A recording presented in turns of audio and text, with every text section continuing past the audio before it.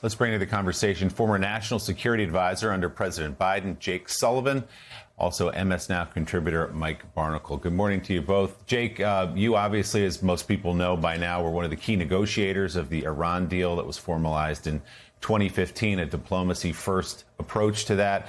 The Trump administration effectively ripped that up.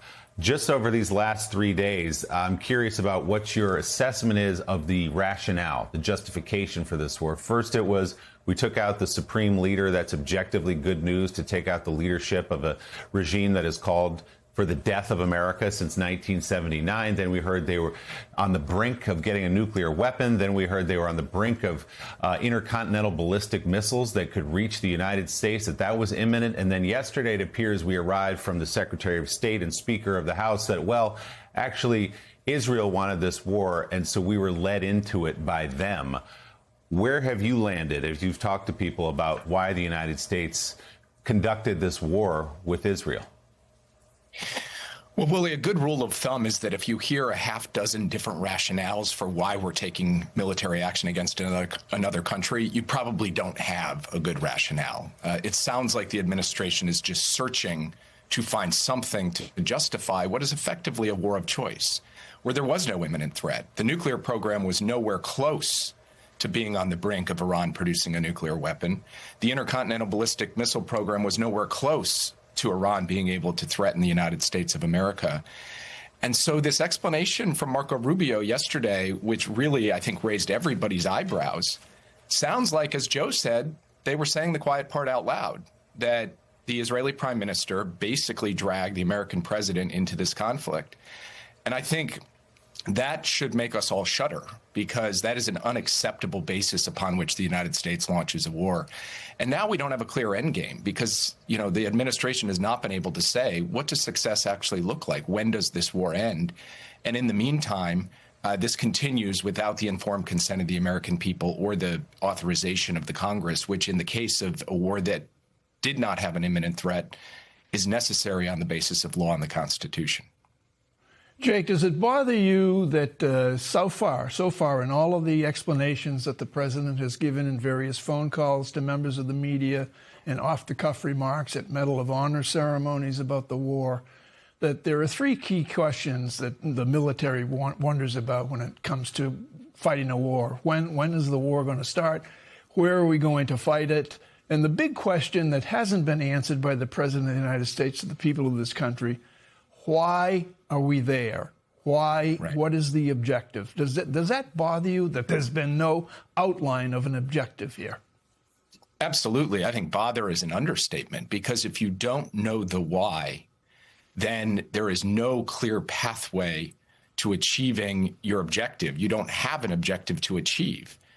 And so it is true they've taken out the supreme leader, and this was a source of great evil in the region. This is a person with American blood on his hands. That's a good thing. But where do we go from here?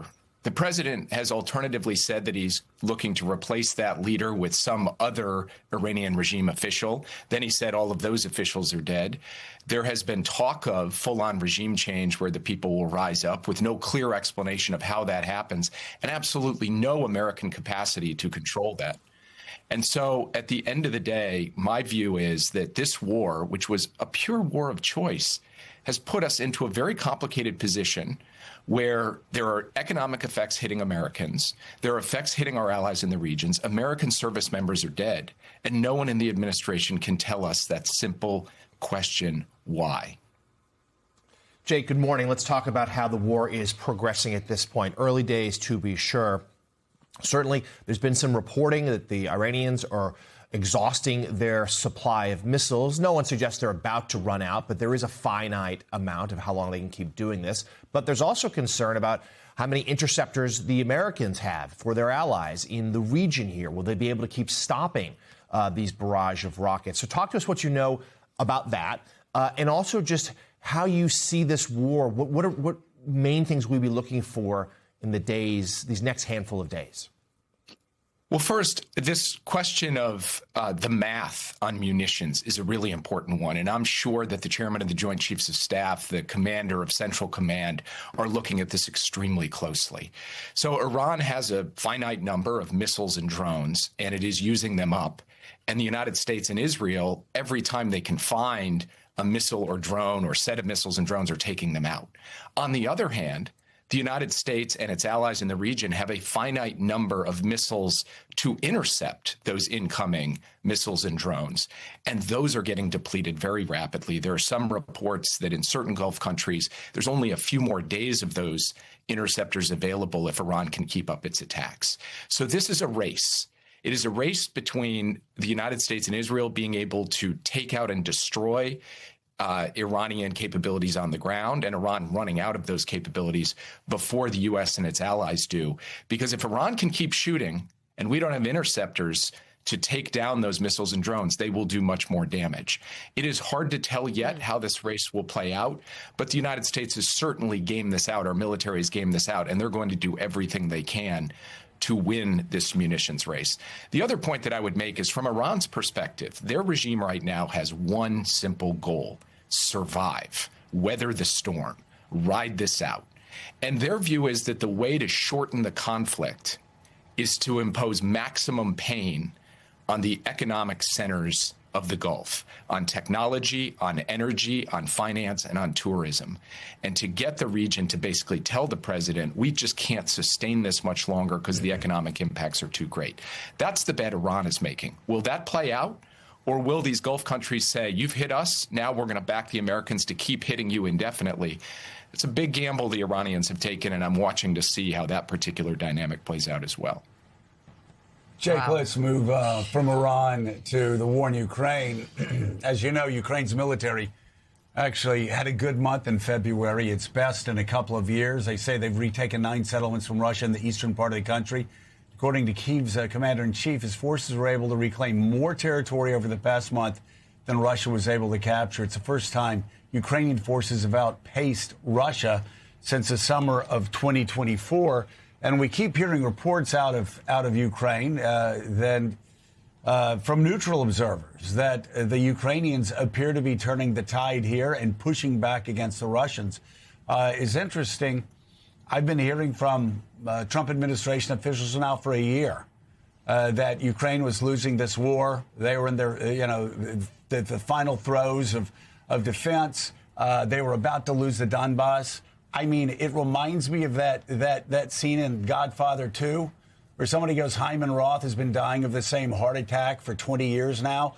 Ukraine has been losing the Donbass now, according to the Trump administration, for a year now. And it's just not happening. Russia's economy is shattered. Drone warfare that the Ukrainians have figured out how to take care of. I mean, things appear to be turning around, even if the Trump administration doesn't want to admit that quiet part out loud. Tell me what you know about Ukraine, and why does it appear that the Ukrainians are now able to shove the Russians back after all of this time? Well, first, Joe, you make such a good point. If you remember back to that absolutely shameful scene in the Oval Office where President Trump dressed down President Zelensky of Ukraine, he said to him, you don't have the cards. You basically have to concede because Russia's going to beat you. And that has been the foundational logic of the American approach to quote unquote peacemaking in Ukraine over the last year, that Russia is bigger, stronger, tougher, and Ukraine will ultimately lose. And all along, people like you and others who have been advocates for Ukraine have said that's just nonsense. Ukraine has capacity, it has technology, and most importantly, it has courage and resolve. And it is true that in the last month, the Ukrainians have been able to push forward, not get pushed backwards, to retake territory, just as they did back in 2023. And I believe that that is centrally because the Ukrainians have figured out ways through a combination of technology and tactics to stabilize the front line and to impose just absolutely astonishing costs on the Russians. 1,000 casualties a day and more every single day imposed upon those Russian forces. And the capability of those Russian forces seems to be getting worse, not better. One thing that does concern me, though, Joe, is that because the United States has been husbanding all of its air defense interceptors for the Middle East, and we just talked about that, it has not been supplying air defense interceptors to Ukraine for several months now. I think this is a real problem because Ukraine now doesn't have the defenses against aerial bombardments from Russia, which isn't going to change the front line, but it's just going to impose more pain on Ukrainians. And it goes to show you there is a connection between the Middle East theater and the Ukrainian theater. And I think one of the downsides of entering this war of choice is it means we have less capability to give to the Ukrainians at a moment they really need it. Jake, one question from me, David Ignatius. Standing back, we see a president who is much more willing to use U.S. military power against Iran, against Venezuela. And I'm just curious what you, as a strategist, veteran of national security policy, think about that, the benefits of that and the dangers. You know, David, you know as well as anybody the extraordinary capability of the U.S. military. I mean, it is just eye-popping. And that operation to go grab Maduro from the center of the Venezuelan capital, from his presidential compound, no other military in the world can do that. The problem is that if you're the president and you confuse that operational and tactical brilliance with a tool you can just use willy-nilly around the world, you're going to get yourself into trouble. And I said after the Venezuela raid that President Trump's appetite seemed to grow with the eating, that once he did that, he was likely to look to go use that military somewhere else. And it turns out that somewhere else is Iran. But if you use that military when you don't have a clear objective, getting back to the question that Mike Barnicle raised, when you don't have an answer to the question why, then all of a sudden you're putting to work the enormous power of the United States for basically a muddle, a mess, and no clear answer to what comes next. And I think this ultimately will not redound to the security or safety of the American people or improve the U.S. strategic position globally. And so I think we tightly linking your military means to clear ends, and doing so, again, with the informed consent of the American people, going to Congress to get authorization to take action and explaining to them why you're doing it. Because when you're not put to the test of answering why, you end up with this mess that we've seen in terms of their explanations over the last 24 hours. Former National Security Advisor Jake Sullivan, thank you very much for coming on this morning.